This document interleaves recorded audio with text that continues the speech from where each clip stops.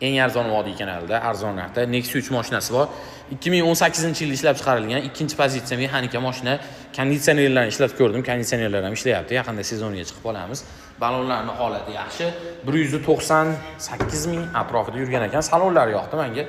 Salonlari chiroyli turibdi, mana qaranglar.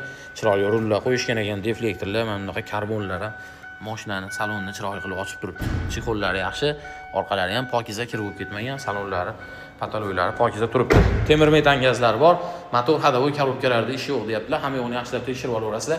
Kraskalari bor ekan, bir 30-40% kraska bor ekan, lekin old orqalari butunlay ishyapti. Bir ikkita mana shunaqa joylari bor. Kosmetika qilishgan, xunuk qilib qo'ygan ish.